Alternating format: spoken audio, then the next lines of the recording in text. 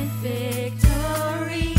Savior got to me, who shed his love for me. No one will ever compare. Forever I will declare, you're wonderful to me.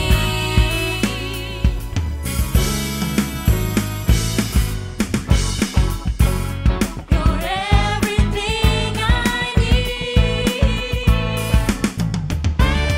Greater is he alive in me, greater than all of the world, than all its anxiety. Greater is he, mighty indeed. All blessing and all honor unto thee. Selamat hari Minggu semua. Apa kabar? Oke, yang di online, yang di sini, yang di sana. Oke, mestinya hari ini bukan jadwal saya sebenarnya. Cuman Pastor Nala berhalangan, ada emergency. Jadi dia bilang, sorry nggak bisa datang, tapi dia titip salam buat kita semua. Oke, nah yuk kita buka, kita punya kitab suci, handphone suci, iPad suci, apapun itu. Saya mau kita sama-sama buka di Kisah Para Rasul 9. Oke.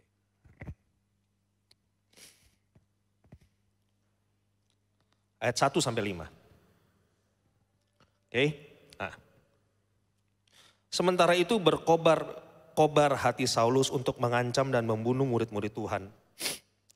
Ia menghadap imam besar dan meminta surat kuasa daripadanya untuk dibawa kepada majelis-majelis Yahudi di Damsyik. Jadi dia minta izin ya. Supaya jika ia menemukan laki-laki dan perempuan yang mengikuti jalan Tuhan, ia menangkap mereka dan membawa mereka ke Yerusalem. Dalam perjalanannya ke Damsyik, ketika ia sudah dekat kota itu, tiba-tiba, katakan sama-sama, tiba-tiba cahaya memancar dari langit mengelilingi dia. Ia rebah ke tanah dan kedengaran olehnya suatu suara yang berkata kepadanya, Saulus, Saulus, mengapakah engkau menganiaya aku? Jawab Saulus, siapakah engkau Tuhan? Katanya, akulah Yesus yang kau aniaya itu. Oke, hari ini karena jadwalnya tiba-tiba, saya mau kasih judul sermonnya, tiba-tiba. Suddenly, oke? Nah, jadi ceritanya ini gini, Saulus yang akhirnya dikenal oleh namanya Paulus, dia ada dalam satu perjalanan untuk dia bunuh dan dia buru semua pengikut Tuhan, pengikut Kristus. Nah, dia lagi dalam perjalanan, tiba-tiba Tuhan potong jalannya, Tuhan intervene di situ. Nah, saya waktu saya ngomong di grup leaders kan, ada yang bisa gantiin Nala nggak ini minggu kan? Terus Pak Gembala bilang gini, saya mau berdoa dulu. Nah di situ biasanya saya takut. Kalau dia sudah berdoa, gitu kan.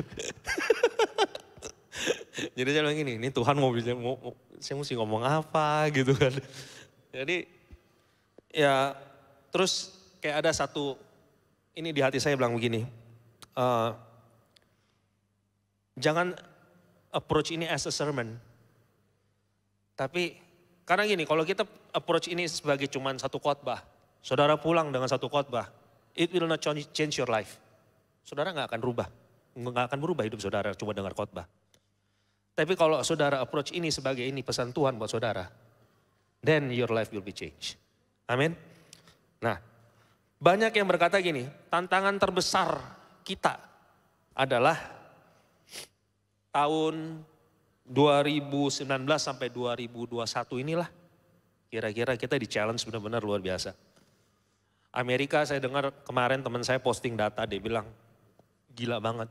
Naiknya gila-gilaan di Amerika. Di Belanda katanya 20.000 sehari kasus. Sampai udah mulai tutup border lagi. Kayak gitu. Nah, pukulan terbesar umat manusia itu terjadi di periode 2019 sampai 2020 ini, 2021. Tapi saya percaya gini, kalau saudara baca Alkitab, setiap kali umat Tuhan dalam satu masalah, Tuhan bisa tiba-tiba intervene. Tuhan bisa tiba-tiba potong di situ dan Tuhan ikut campur di situ. Nah, saya nggak tahu apa yang sudah saudara alami selama 2 tahun ini. Tapi saya percaya gini, God is about to intervene in radical, powerful, and supernatural way into our life. Amin. Nah, Alkitab mengajarkan gini, bahwa setiap kesulitan, setiap masalah, itu nggak akan berlangsung selamanya. Amin. Kesulitan semuanya, masa sulit itu nggak akan untuk selamanya. Ya kan? Itu cuma musiman. Karena gini, storm is seasonal. Badai itu ada musimnya. Nggak setahun itu penuh badai terus, nggak ada. Storm itu ada, badai itu ada musimnya. Challenges are seasonal. Tantangan itu bukan long term destination. Nah, hari ini saya mau bicara untuk orang-orang yang mungkin gini, udah cukup lama doa untuk terobosan yang dia mau, apa yang mereka rindukan gitu kan. Nah, saya mau tantang kita semua untuk percaya begini, God is about to intervene on your behalf. Amin. Nah, ada 2 ayat yang saya mau buka. 1 Petrus 1 ayat 6 sampai 7. Dikatakan begini, ini perhatian Bapak yang baca pelan-pelan gitu ya. Bergembiralah akan hal itu. Sekalipun sekarang ini kamu seketika harus berduka cita oleh berbagai-bagai pencobaan. Dibilangin sekalipun sekarang ini. Maksud semuanya itu ialah untuk membuktikan kemurnian imanmu. Yang jauh lebih tinggi nilainya daripada emas yang fana. Yang diuji kemurniannya dengan api, sehingga kamu memperoleh puji-pujian dan kemuliaan dan kehormatan pada hari Yesus Kristus menyalakan dirinya. Lalu 2 Korintus 4 ayat 17. 2 Korintus 4 ayat 17. Dikatakan gini, sebab penderitaan ringan yang sekarang ini. Oke, dia nggak bilang masa depan. Sekarang ini loh. Mengerjakan bagi kami kemuliaan kekal yang melebihi segala-galanya. Jauh lebih besar daripada penderitaan kami. Bahasa Inggris bilang begini, for this light momentary affliction. Momentary, sementara, is preparing for us. Nah, semua kesulitan tantangan yang kita alami pada akhir-akhir ini, saya percaya gini, pada akhirnya akan serve our destiny. At the end of the day, semuanya akan untuk kepentingan kita punya destiny. Mereka akan bekerja, semua kesulitan itu akan bekerja untuk kita. Ya kan? Nah, saudara tahu ceritanya Yusuf kan? Yusuf itu bilang gini, semua perkara yang jahat yang saudara-saudaranya rancangkan untuk dia, Tuhan rubah jadi untuk apa? Untuk kebaikan buat dia. Ya kan, kalau saja dia nggak dijual, dia nggak akan jadi orang nomor 2 di Mesir. Dan pada saat bangsanya butuh makan, dia nggak akan bisa tolong bangsanya. 1 orang selamatin 1 bangsa loh. Nah, jangan biarin bahwa gini, beban masalah itu tekan kita. Kalau kita tahu ini, kita akan tahu begini, masalah itu bukan diciptakan untuk tahan kita. Enggak untuk tahan kita. Justru gini, masalah itu diciptain sebagai landasan supaya kita maju. If we have the right perspective. Kalau kita punya perspektif yang benar ya. Saya percaya gini, waktu kita dalam masalah sulit. Gini aja deh, saya mau nanya deh. Saudara berdoa lebih banyak pada saat susah atau pada saat senang? Ayo, jujur aja. Nggak ada orang yang senang-senang itu berdoanya kenceng, nggak ada. Because they have many options. Most people, kebanyakan orang berdoa waktu they have 0 option. Mestinya gini, doa itu bukan jadi our last reserve dong. Bukan jadi pilihan terakhir kita, mestinya itu jadi choice pertama. Bukan kalau udah, wah udah gak tahu mau ngapain lagi. Enggak gini, saya dulu sering kayak gitu. Masalahnya, saya dulu sering kayak gitu. Jadi kalau kuliah, kalau di Australia itu ada attendance. Ya, attendance. Kalau umpamanya di bawah 70% itu kita masuk ke Villawood tuh. Tahu gak Villawood? Itu penjara buat student. Iya kan? Jadi kalau udah akhir semester itu kenceng tuh doa tuh. Tuhan jangan sampai nih kita punya absen ini lebih di bawah 70%. Gitu. Kenceng doanya, apalagi kalau tanggal-tanggal tua. Mau apa? Udah nggak ada opsi apa-apa. Ya kan? Nah, Tuhan sedang latih kita waktu kita dalam masa sulit untuk kita berdoa. Untuk lebih berharap sama Tuhan. Untuk lebih kenal Tuhan. Untuk lebih beriman sama firman Tuhan. Nah, bagaimana kita bisa percaya sama firman Tuhan sepenuhnya? Cuman lewat tough times. Cuman lewat tough times. Nah, saya nggak suka bicara soal setan-setan gitu ya. Karena buat saya setan itu nggak perlu dibikin penting. Gak usah dibicarain, dia suka GR kalau diomongin. Ya kan ngapain ngomongin gua gitu, siapa juga mau ngomongin lo gitu kan. Nah, gak perlu dibikin penting. Cuman gini loh, firman Tuhan tuh bener loh. Saudara mesti percaya ini, Yohanes 10 ayat 10. Bilang gini, iblis itu punya misi apa? Untuk merusak, membunuh, membinasakan. Tapi Yesus datang untuk memberikan apa? Hidup. Hidup yang kayak gimana? Hidup yang berkelimpahan. Ini kita mesti pegang. Ini kita mesti pegang. Jadi bukan cuma hidup yang biasa loh, hidup yang berkelimpahan. Saya nggak bicara soal duit kalau hidup berkelimpahan. Oke? Saudara tahu nggak? Saudara sehat aja, buat saya consider itu udah berkelimpahan. Saudara tahu, kalau masuk rumah sakit, jadi saya kemarin masuk rumah sakit ceritanya. Itu bukan kemarin, maksudnya bulan Juli ya. Bulan Juli ya. Covid, jadi kita ini veteran. Ya. Jadi masuk rumah sakit. Untungnya asuransi. Nah saya gak jualan asuransi ya. Untungnya asuransi. Tahu gak berapa duit keluar tuh? Di atas 150 juta. Kalau gak terima BPJS. Makanya kadang-kadang orang bilang begini. Ada saying bilang begini, orang miskin dilarang sakit. Mahal bos kalau sakit. Jadi kalau umpamanya sembuh, kalau sehat, artinya consider apa? At least 150 juta ada di tangan kan?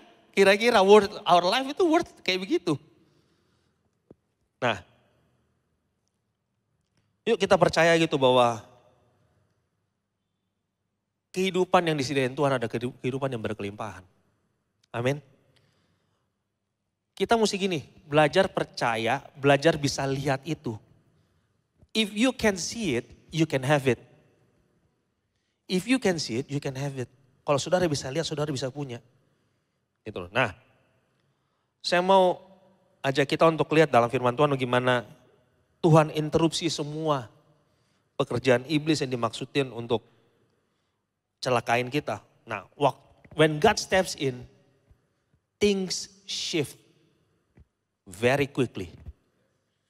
Very quickly. Ya kan? Saya mau perkatakan hari ini begini. Pertolongan Tuhan, campur tangan Tuhan akan bekerja secara tepat, secara cepat, secara akurat dalam hidup kita semua. Amin. Saya mau gini. Yuk kita perkatakan gini. Sudden healing in our body. Akan ada kesembuhan yang tiba-tiba saudara gak sadar, tiba-tiba saudara sudah sembuh. Nah, ada sudden promotion, ada promosi yang tiba-tiba dalam hidup kita, dalam kerjaan kita. Ada sudden restoration, ada pemulihan yang tiba-tiba dalam kita punya marriage. Atau mungkin ada terobosan yang tiba-tiba dalam kita punya hidup. Kalau saudara percaya itu, saudara bisa lihat itu. You can have it. Amin. Nah ada beberapa hal yang saya mau share hari ini. Nanti kita buka Kisah Para Rasul 2 ayat 1. Saya mau share tentang gini loh. How to set up, bagaimana set up kita punya hidup. Bagaimana kita atur hidup kita supaya kita siap dengan suddenly-nya Tuhan. Supaya kita bisa terima suddenly-nya Tuhan. Oke. Kisah Para Rasul 2 ayat 1. dibilang gini, ketika tiba hari Pentakosta, semua orang percaya berkumpul di satu tempat. Lalu apa? Tiba-tiba turunlah dari langit suatu bunyi seperti tiupan angin keras yang memenuhi seluruh rumah di mana mereka duduk. Dan tampaklah kepada mereka lidah-lidah seperti nyala api yang bertebaran dan hinggap pada mereka masing-masing. Maka penuhlah mereka dengan Roh Kudus, lalu mereka mulai berkata-kata dalam bahasa-bahasa lain seperti yang diberikan Roh itu kepada mereka untuk mengatakannya. Saudara kalau baca pasal 1 ayat 4 kalau nggak salah, di situ perintah Tuhan begini, suruh tinggal di Yerusalem. Tuhan perintahnya suruh tinggal di Yerusalem. Poin nomor 1, how to set up your life for suddenly. Continue in obedience. Tetap tinggal dalam ketaatan. Tetap tinggal dalam ketaatan. Taat kepada apa yang Tuhan suruh kita kerjain. Gak usah lihat kiri, gak usah lihat kanan. Orang lain kerjain ini, orang kerjain gitu. Terus kita begini, kita kerjain apa ya? Ya Tuhan suruh kerjain apa? Kerjain aja itu. Hasil bukan urusan kita, hasil urusannya Tuhan. Bagian kita adalah kerjain apa yang Tuhan suruh kita kerjain. Ya kan? Even itu gak masuk akal. Ya kan? Tetap taat, karena gini, itu cara Tuhan persiapin kita untuk kita punya terobosan secara tiba-tiba. Waktu kita taat tanpa sadar kita sedang create satu platform untuk Tuhan bisa kerja di situ. Nah, kenapa begitu? Ini gini, waktu things suddenly happen, waktu ada hal yang tiba-tiba terjadi, saudara gak bisa tepuk dada. Saudara gak bisa tepuk dada. Saudara cuma bisa bilang itu Tuhan. Ya kan? Nah. Terus saya mau cerita gini. Tadi saya sebut soal Yusuf. Ya kan? Yusuf itu anak muda yang luar biasa kalau saya bilang. Dia punya hidup dari dibuang, difitnah, masuk penjara. Jadi kalau baca ceritanya tuh suwe banget ya kayaknya. Sial banget sih hidup lu gitu loh. Saudara lu sendiri jual lu gitu kan. Nah, tiba-tiba dia jadi orang nomor 2 di Mesir. Iya kan? Nah, kalau kita ngerti itu, saudara tahu gini, saudara familiar sama ceritanya Yusuf. Saudara akan sadar bahwa gini, semuanya itu butuh proses. Everything butuh proses. Kalau kita mau set hidup kita untuk terima campur tangan Tuhan secara tiba-tiba, you have to commit to the process. Poin nomor 2 adalah commit to the process. Ya kan? Dari antara Yusuf sampai dari penjara sampai istana, saudara coba kalau baca, hitungannya cuma jam. Penjara ke istana, hitungannya jam. Oke, saudara mikir. Di penjara dia 2 tahun. Ya kan, dia memang di penjara dia cuma 2 tahun. Sekali gagal karena titip pesan kan sama juru minum kan. Sekali gagal. Tapi waktu Firaun, gini. Dia ngandelin manusia nih, titip pesan nih buat dia punya promosi nih. And then it's not happening. Ya kan, sampai dia masih tinggal di penjara. 2 tahun loh dia di penjara. Terus satu kali mimpi lagi. Juru minum ini baru ingat, Yusuf tuh bisa ini mimpi. Dia terjemahin mimpi, hitungan jam dia udah di istana. Mau tahu persiapannya berapa tahun? 13 tahun. Saudara kalau baru berdoa 5 tahun saudara mau minta hasil. Saya bilang, bukan saya bilang gak bisa. Bisa aja. Tapi jangan habis itu marah-marah sama Tuhan, begini, gue udah berdoa 5 tahun nih, 10 tahun nih. Mana hasil gitu loh. Pertanyaannya apa kita set kita punya hidup untuk terima janji Tuhan, apa kita cuma minta doang asal. Karena kita gak mau susah. Ya, nah. Maleaki 3 ayat 1. Dikatakan begini. Lihat aku menyuruh utusanku supaya ia mempersiapkan jalan di hadapanku. Lalu dia bilang ini, dengan mendadak, Tuhan yang kamu cari itu akan masuk ke baitnya. Kita kalau dengar kata mendadak, itu suka banget gitu. Mendadak. Enggak ekspres, itu bukan soal ekspres. Itu cuman hasil dari apa yang kita sudah siapin. Perhatiin baik-baik nih, Dengan mendadak Tuhan yang kamu cari itu. Artinya sebelum dengan mendadak Tuhan masuk, ada apa? Proses mencari Tuhan. Ada proses cari Tuhan. Ya kan? Enggak lantas tiba-tiba Tuhan datang. Ya kan? Kalau kita yang mau ngalamin yang namanya God suddenly, kita harus komit ke prosesnya Tuhan. Proses cari Tuhan setiap hari. Artinya datang sama Tuhan tiap hari. Jadikan Tuhan nomor satu.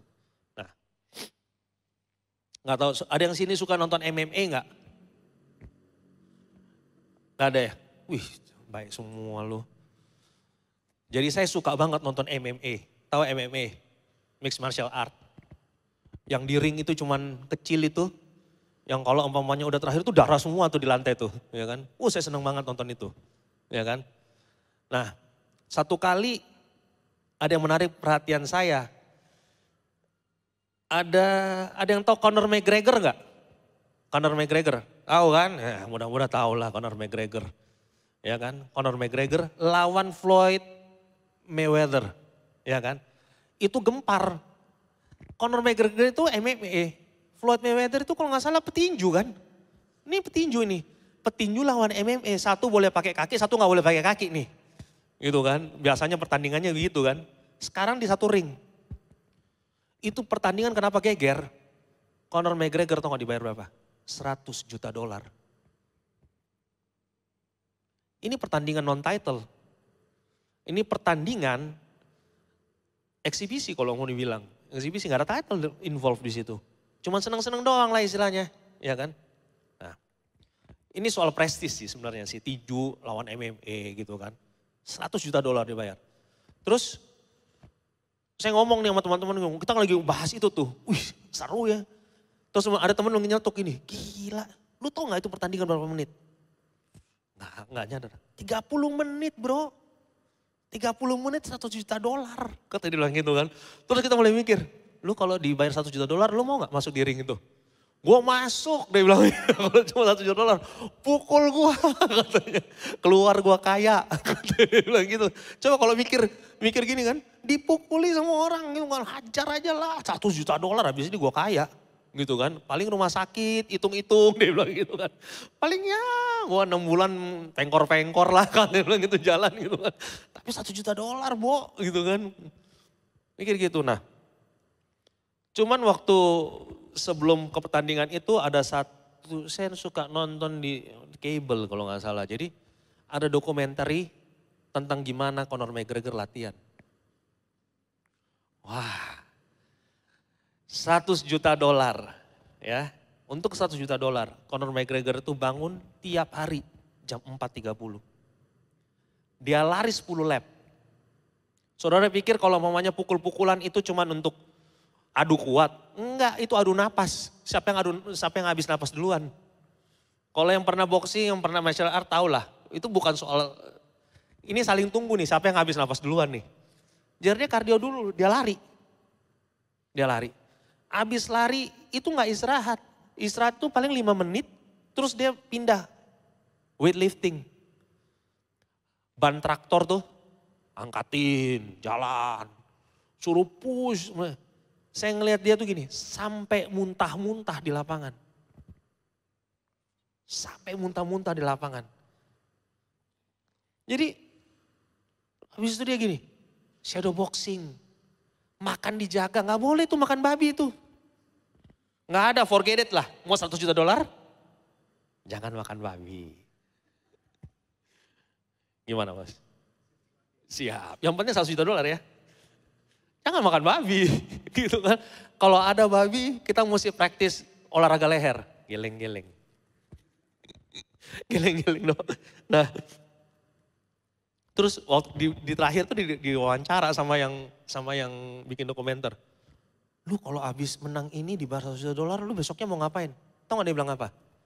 Sehabis pertandingan, biasanya saya 3 hari gak bisa gerakin badan. Sakit semua. Dia bilang, itu kalau gak ada cedera apa-apa ya, 3 hari. 3 hari. Jadi gini, dia gak mikir 100 juta dolarnya mau diapain. Udah gak mikir, dia bilang gini, habis ini nih gue beat up nih pasti nih. Udah gak bisa ngapa-ngapain. Nah, kita punya kebiasaan begini. Kita komentar berdasarkan 30 menitnya itu. Because that is all we can see. Cuman 30 menit itu yang dia bertanding di ring, yang kita komen. Ya kan? Nah, kita komen hamba Tuhan begini, wih itu hamba Tuhan ya, wah gila. Kaya banget. Wah hidupnya enak banget, gini-gini. Tapi saudara gak tahu behind the scene-nya. Saudara gak tahu. Saudara lihat anak-anak di sini ini, tim worship. Mereka main gini, jago-jago banget nih. Tapi gak mungkin kan nonton orang, dia tuh gini, di rumah cuma nonton video musik terus tiba-tiba jago. Enggak. Ada namanya proses, dia mesti latihan tiap hari. Ada proses namanya latihan tiap hari. Dia mesti ngulik. Nih susahnya, ini nih ya, saya kasih persepsi aja nih. Kalau yang nyanyi, mesti ngapalin lirik. Betul gak? Yang nyanyi ngapalin lirik kan? Oke, nah. Kalau yang main musik, ngapalin apa? Dia mesti tahu kode, dia mesti tahu kunci, dia mesti tahu notnya, melodinya kemana, dia mesti tahu chord, belum lagi mesti aransemen. Kalau Berry yang aransemen, masuk God semua loh kalau maksudnya kalau nggak tahu singkopnya di mana. Semua berhenti, yang lain jalan sendirian gitu kan. Masuk God, mesti ngapalin tuti, kalau ada gom-gom tuti terus. Ya nggak Reko, mana Reko? Yang suka suffer dari tuti-tuti. Jadi kalau lihat orang itu gini, jangan nilai dari hasilnya sekarang. Kita kadang-kadang ngomong gini, wah saya suka denger lah, wah gereja gede, wah ini segala macam gini. Tahu nggak gimana gembalanya nilainya di challenge every day? Nilai-nilai yang dia pegang, nilai yang kita pegang itu di challenge every day. Simple things. Saudara pegang nilai on time. Saudara pegang nilai on time. Tiap hari saudara akan di challenge, apakah saudara mau on time apa enggak? Simple things. Atau kita bilang udahlah telat sedikit, oke lah. Berarti bukan nilai itu. Gitu loh. Kita akan di challenge every day. Saya barusan tadi on the way ke sini saya dengar satu podcast dari David Kinnaman. Vice Presidennya Barna kalau nggak salah dia. Ada research bilang begini, di Amerika sekarang 40% pastors resign. 40%. 14% udah packing, udah cabut. Karena mereka mikir gini, it's hard. These past 2 years, 2 tahun belakang ini sangat sulit. Dia bilang. Sampai ada yang ngomong gini, kita don't mind untuk hard working. Gak masalah kita. Tapi kita mau lihat resultnya sepadan. Gitu loh. Tapi yang mereka lihat justru gak sepadan. Nah, saudara gini loh. Sadar gak sadar, ada yang satu namanya commitment to the process. We need to commit to the process. Mungkin itu bertahun-tahun baru kita lihat hasilnya yang sekarang. Saya kemarin pernah lihat research bilang begini, kecepatan internet itu dari pertama kali dia launching sampai di hari naik berapa persen? 600% speednya. Sekarang sampai ada yang 5G kan? Ya kan? 600%. Artinya apa? Kesabaran orang sudah turun 600%. Coba lihat kayak gitu. Dulu kita masih internet yang betul gak? Ada yang ngalamin itu gak? Ya kan? Kalau yang ngalamin itu ketahuan umur. Ya kan? Begitu telepon masuk putus. Betul ya? Nah, dulu saya juga ngalamin gitu loh. Aduh, minta ampun deh itu. Itu aja kita sabar. Sekarang boro-boro. Nge-scan aja di sana nih. Muter. Gue gak mau scan deh. Gitu. Muter doang, itu belum keputus tuh gitu kan. Gimana kalau keputus? Sekarang anak sekarang, YouTube. Nih anak saya nih, YouTube nih. Kalau dia lagi nonton YouTube nih. Saya juga lagi nonton di kamar, nonton Netflix gitu ya. Muter-muter nih di kamarnya dia ini gini kan. Kan kita sharing internet kan. Gitu. Dia bisa masuk kamarnya begini. Dad, you lagi ngapain Dad? You lagi download ya? Kenapa emang? Punya muter-muter. Ya udah tungguin aja sebenarnya. Lu belum keputus internetnya. Maunya tet bisa gantung diri kali orang kalau lama-lama kayak begitu kan. Nah, jadi Tuhan lihat kita punya komitmen. Amin. Alkitab berkata gini, Tuhan lihat setiap air mata. Setiap air mata. Dan saya percaya gini, dia bukan Tuhan yang curang. Be committed to the process. Nah, sebentar lagi kita masuk tahun yang baru kan. Kira-kira berapa minggu lagi? 4 minggu lagi lah ya. Nah, still have time this year. Masih punya waktu untuk ini tahun. Untuk ngalamin apa yang Tuhan punya. Tiba-tiba terobosan dalam hidup kita. Yang terakhir.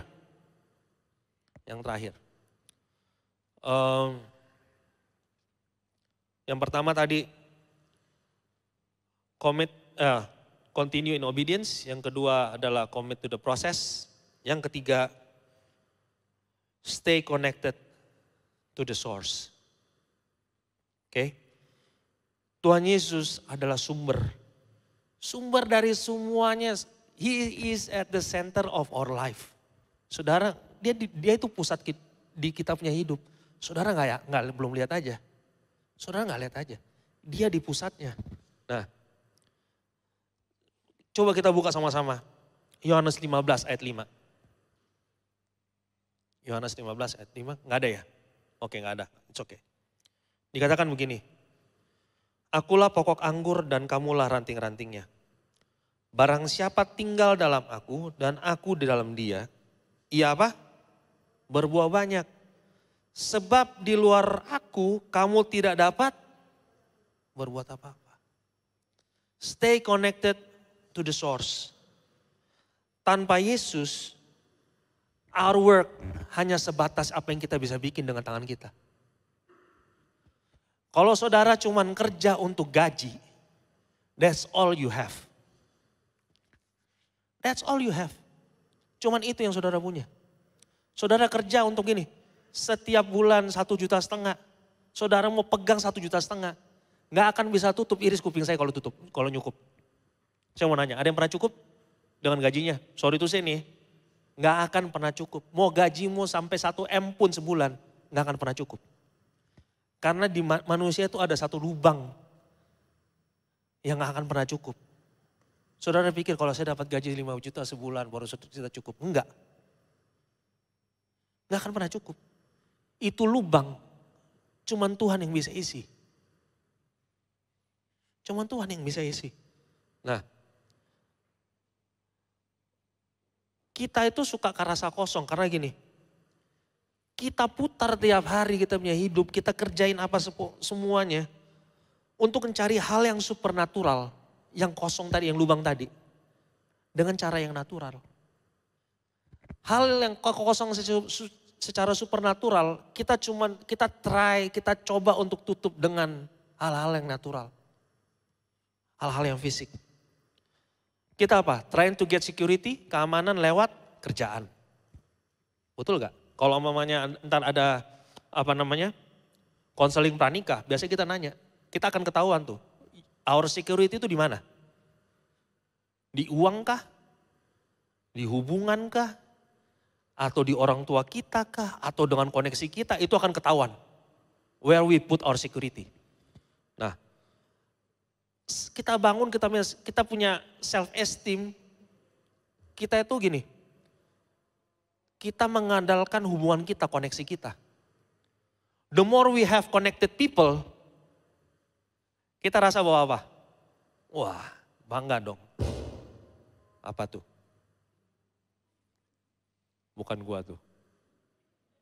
Oh, itu di belakang berarti. Jadi, biasanya gini. Temannya presiden atau presiden biasanya yang sombong? Coba pikir. Temannya presiden. Temannya presiden lebih sombong dari presidennya.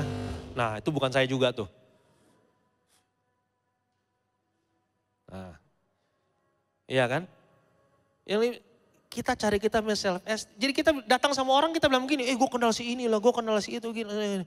At the end of the day, gini ya, nggak ada yang bisa tolong saudara. Saya punya teman, dia kenal semua sampai dubes segala macam. Begitu dia COVID nggak ada yang bisa tolong dia.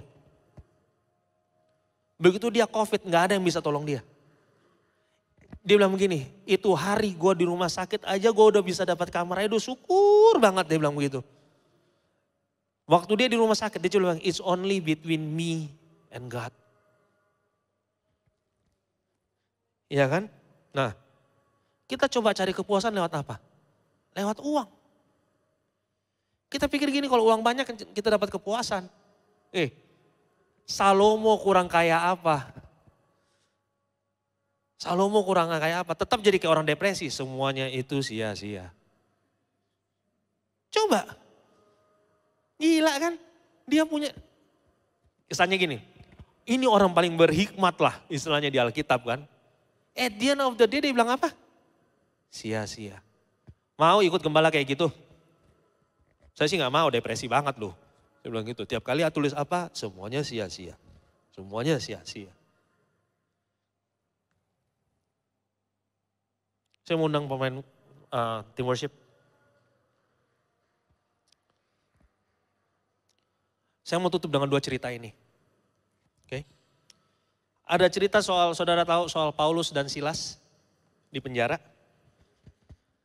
Despite their circumstances gitu ya, kesulitannya mereka. Saudara tahu nggak, di penjara itu nggak enak loh. Ada yang tahu, ada yang percaya nggak di penjara itu nggak enak? Percaya nggak? Kalau nggak percaya boleh coba sendiri sih.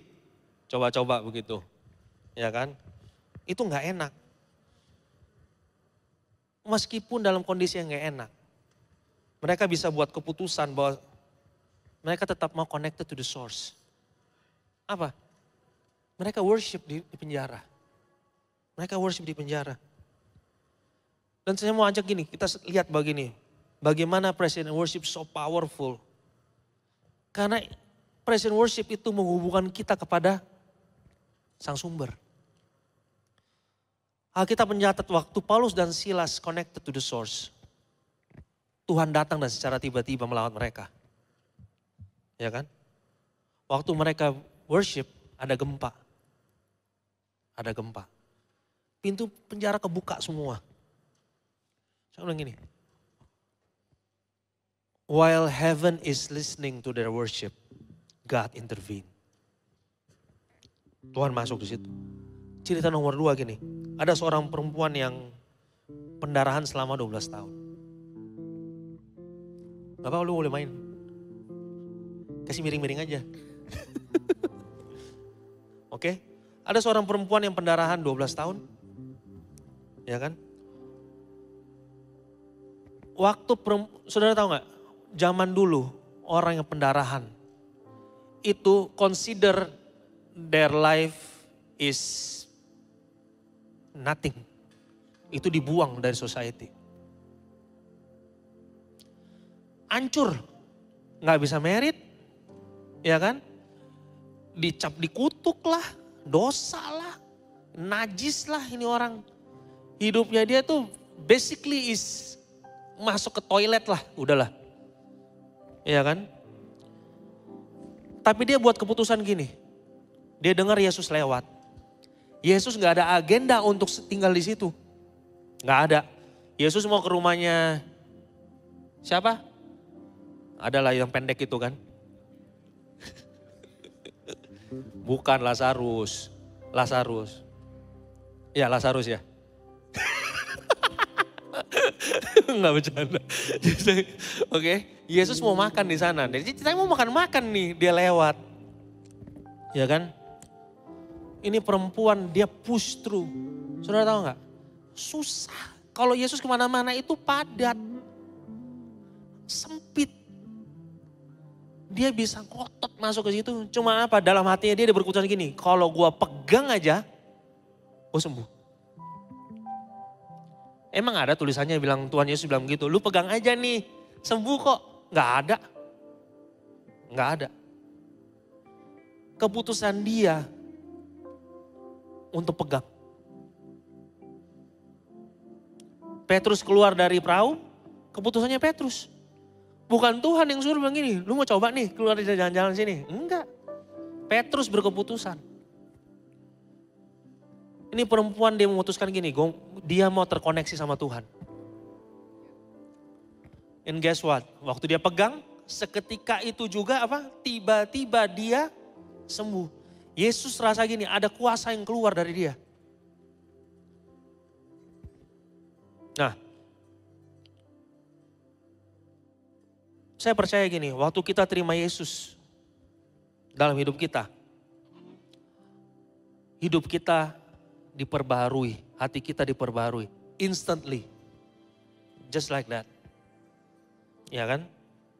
Dosa-dosa kita dihapusin. Nah hari ini gini,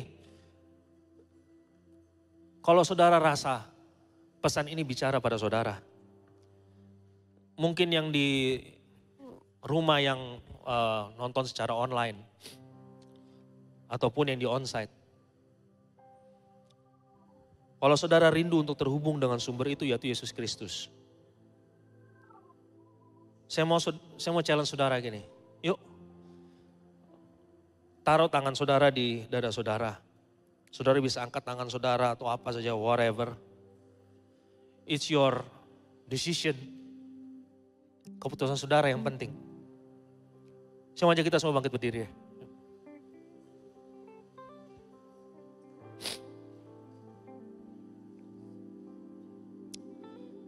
Kalau itu saudara, saya mau challenge saudara, just follow this simple prayer. Ikuti aja apa yang saya doain, ini simple prayer ini. Karena every journey begins with a step. Setiap perjalanan dimulai dengan satu langkah. This is just the first step. Oke, yuk mari kita berdoa. Tuhan Yesus, aku orang berdosa. Hari ini aku minta ampun atas segala dosaku. Terima kasih sudah mati untuk diriku.